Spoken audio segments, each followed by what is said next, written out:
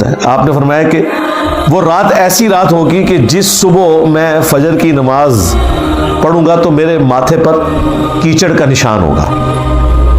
صحابہ کرام کہتے ہیں وہ 21ویں رات جب فجر کے وقت نبی علیہ السلام نے نماز پڑھائی تو اس رات کافی بارش ہوئی تھی، مسجد نبوی کا چھت ٹپک رہا تھا، چونکہ آپ نیکڈ زمین کے اوپر ہی نماز پڑھا کرتے تھے.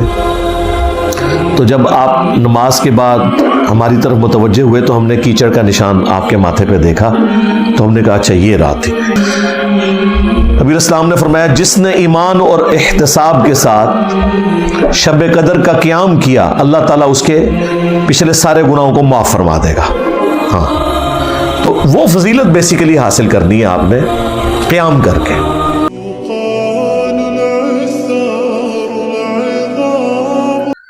پھر اسپیسیفکلی یہ جو رات ہے اس کی شان میں اللہ تعالیٰ نے پوری سورت نازل کر دی ہے. یہ کوئی چھوٹی بات نہیں ہے، ایک رات کے بارے میں پوری سورت قرآن میں نازل ہوئی ہے اور وہ ہے سورۃ القدر. قدر عربی زبان میں کہتے ہی تقدیر کو ہے، ڈیسٹنی کی رات جس میں تقدیر کے فیصلے ہوتے ہیں. ایک تو سب سے بڑا فیصلہ ہوا یعنی قرآن نازل ہوا. اللہ تعالیٰ کہ اس کائنات کے لیے جو بڑے بڑے فیصلے ہیں ان میں سے اگر کوئی ٹاپ آف لسٹ فیصلہ ہو سکتا ہے وہ قرآن کا نزول ہے. انسانیت کے ساتھ آخری دفعہ اللہ تعالیٰ نے اپنے پیغمبر صلی اللہ علیہ وآلہ وسلم کے ذریعے کلام فرمایا. تو اس سورت کا نام ہی سورۃ القدر ہے، یعنی تقدیر والی سورت جس میں ڈیسٹنی تقدیر کے فیصلے ہوتے ہیں. عزت والی رات یہ بھی ترجمہ کیا جا سکتا ہے. یہ سورت نمبر ہے 97. اِنَّا أَنزَلْنَاهُ فِي لَيْلَةِ الْقَدْرِ، بے شک ہم ہی نے اس قرآن کو نازل کیا ایک عزت والی رات میں، ایسی رات جس میں اللہ کی تقدیر کے فیصلے ہوتے ہیں. وہی بات جو سورہ الدخان میں آ چکی، فِيهَا يُفْرَقُ كُلُّ أَمْرٍ حَكِيمٍ. یہ قرآن اس رات میں نازل ہوا ہے جس میں ہر اہم کام بانٹ دیا جاتا ہے. یہاں پہ بھی آ گیا کہ یہ ڈیسٹنی تقدیر کی رات ہے جس میں تقدیر کے فیصلے ہوتے ہیں. اللہ کے علم میں تو پہلے سے ہے، فرشتوں کے سپرد ہوتے ہیں. وَمَا أَدْرَاكَ مَا لَيْلَةُ الْقَدْرِ، اور تم کیا جانو کہ لیلۃ القدر کی کیا شان ہے. لیلۃ القدر خیر من الف شہر، یہ تو وہ رات ہے لیلۃ القدر جو 1000 مہینوں سے افضل ہے. یعنی اس رات میں عبادت کرنا 1000 مہینوں، آلموسٹ 90 سال کے قریب بنتا ہے یہ عرصہ، اس سے افضل ہے.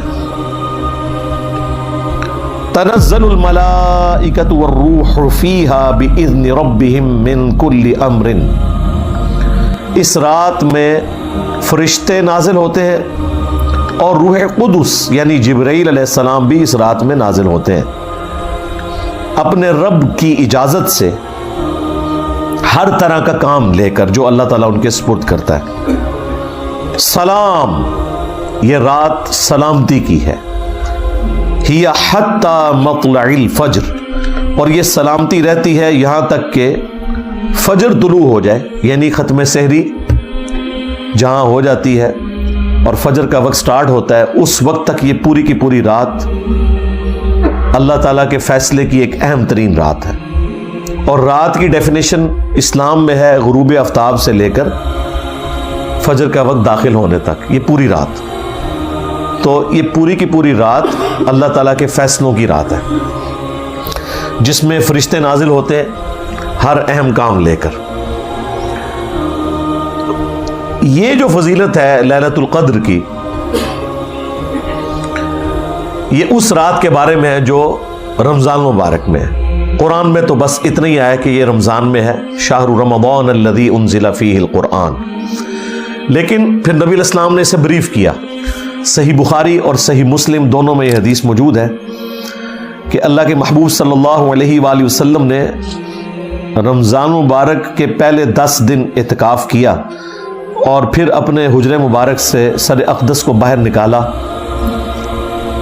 اور فرمایا کہ میں نے ان 10 دنوں میں لیلۃ القدر کو نہیں پایا.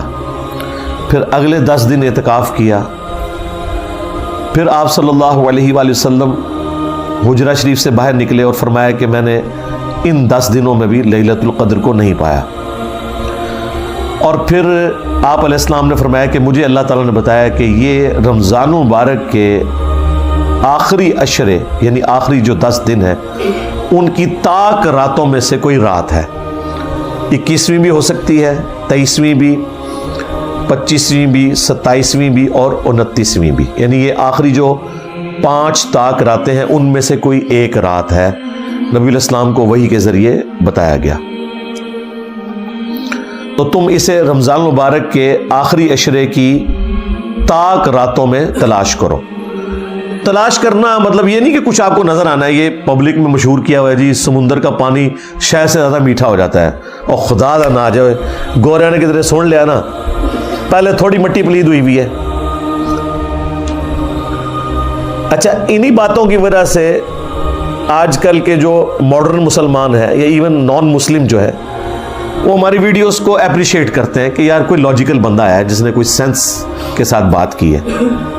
لیکن ہمارے مسلمانوں میں گھسے ہوئے لوگ اس کو غلط رنگ دیتے ہیں کہ جی انجینئر صاحب ان کے اعلی کار ہیں. کبھی کہتے ہیں یہ کوئی یہ یہود و نصارہ کا ایجنٹ ہے. تو یہ لاجیکل گفتگو ہو رہی ہے. اس سے زیادہ سخت الفاظ میں اہل حدیث مکتب کے لوگ کرتے تھے, لیکن ان کے فرقے سے ان کو نقصان نہیں ہوا. نقصان تو ہوا ہے ہماری دعوت حق سے جو نبی علیہ السلام کی مبارک دعوت حق ہے, اس لیے انہیں تکلیف ہو رہی ہے. ہمارا تو ایک نعرہ ان کو لے ڈوبا ہے, کون سا؟ میرے نبی سا ہے ہی کوئی نہیں, تیرے بابے تھے شے ہی کوئی نہیں. تو اس کی وجہ سے پھر وہ سارا غصہ میرے اوپر نکالتے ہیں. تو شکر کریں کہ گوروں کو اردو نہیں آتی اور آپ کو انگریزی نہیں آتی. انہوں نے سمندر کے کنارے کھڑے ہو جانا ہے اور انہوں نے آپ کو 5 راتوں کا ڈیٹا نہیں دینا, رمضان کی 30 راتوں کا ڈیٹا دینا ہے کہ جی یہ جناب ہم نے یہ سیمپل لے رہے ہیں تو بتائیں اس میں کون سا شہد سے زیادہ میٹھا ہے. جی درخت سارے سجدے میں گر پڑتے ہیں, انہوں نے کہنا نہیں لے جی ہم نے CCTV کیمرے لگائے ہوئے ہیں. انسان کو تو نیند بھی آ جاتی ہے, اونگ بھی آ جاتی ہے, کتا بھی رات کو سو سکتا ہے, CCTV کیمرہ تو نہیں سوتا. تو کہیں گے دسو کیا ہے, تو یہ کہانیاں سنانی بند کریں. ایون نبی علیہ السلام کے زمانے میں بھی جب شب قدر آئی ہے نا, صحابہ کو نہیں پتا چلا. آپ کو خواب دکھائی گئی تھی, اور ظاہر ہے نبی کا خواب وہی الہی ہوتا ہے. آپ نے فرمایا کہ وہ رات ایسی رات ہوگی کہ جس صبح میں فجر کی نماز پڑھوں گا تو میرے ماتھے پر کیچڑ کا نشان ہوگا. صحابہ کرام کہتے ہیں وہ 21ویں رات جب فجر کے وقت نبی علیہ السلام نے نماز پڑھائی تو اس رات کافی بارش ہوئی تھی, مسجد نبوی کا چھت ٹپک رہا تھا, چونکہ آپ نیکڈ زمین کے اوپر ہی نماز پڑھا کرتے تھے. تو جب آپ نماز کے بعد ہماری طرف متوجہ ہوئے تو ہم نے کیچڑ کا نشان آپ کے ماتھے پہ دیکھا, تو ہم نے کہا اچھا یہ رات تھی. یار اگر صحابہ کا یہ سٹیٹس ہے کہ انہیں صبح پتہ چلتا ہے, تو یہ جو کہانیاں کرواتے ہیں کہ جی وہ رات کو ہمیں پتہ چل جائے گا, یہ نشانی ظاہر ہوگی, کوئی نشانی نہیں ظاہر ہوگی بھائی. اور یہ فکس بھی نہیں ہے, یہ بھی ذہن میں رکھیے گا. نبی علیہ السلام کے مبارک زمانے میں 21ویں رات آئی, یہ 23ویں بھی ہو سکتی ہے. اہل تشیع زیادہ زور دیتے ہیں 23ویں کے اوپر, لیکن وہ بھی مانتے ہیں کہ 21ویں بھی ہو سکتی ہے. کچھ صحابہ کرام صحیح مسلم میں آتا ہے وہ 27ویں کو مانتے تھے. تو یہ ویری کرتی ہے. یہ اللہ تعالیٰ نے بیسیکلی شب قدر کی ایک سیلیبریشن رکھی ہوئی ہے. کسی سال وہ 21ویں کو سیلیبریٹ کرتا ہے اللہ تعالیٰ, کسی سال 23ویں کو, کسی سال 25ویں کو, کسی سال 27ویں کو. مقصد یہ ہے کہ وہ 10 دن آپ اللہ کو دیں, وہ طاق راتیں دیں. جو بخاری مسلم میں آتا ہے کہ جب آخری عشرہ شروع ہوتا تھا نبی علیہ السلام خود بھی رات کو جاگتے تھے اور اپنے گھر والوں کو بھی جگاتے تھے کہ وہ رات کو عبادت کریں. ان راتوں کو زندہ کرنا مقصد ہے, اور وہ بخاری مسلم میں حدیث ہے. نبی علیہ السلام نے فرمایا جس نے ایمان اور احتساب کے ساتھ شب قدر کا قیام کیا اللہ تعالیٰ اس کے پچھلے سارے گناہوں کو معاف فرما دے گا.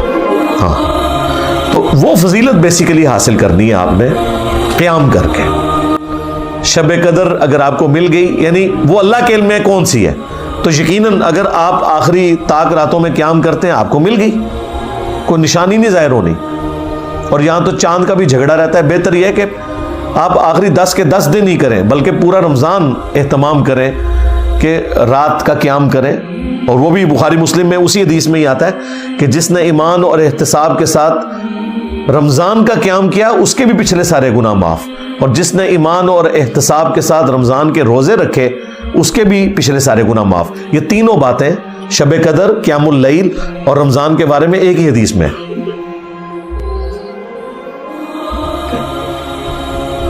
اور پھر یہ جو فضیلت پوری رات کی اللہ تعالیٰ کی طرف سے اس لیلۃ القدر میں، یہ روزانہ بھی کسی نہ کسی درجے میں فضیلت موجود ہے.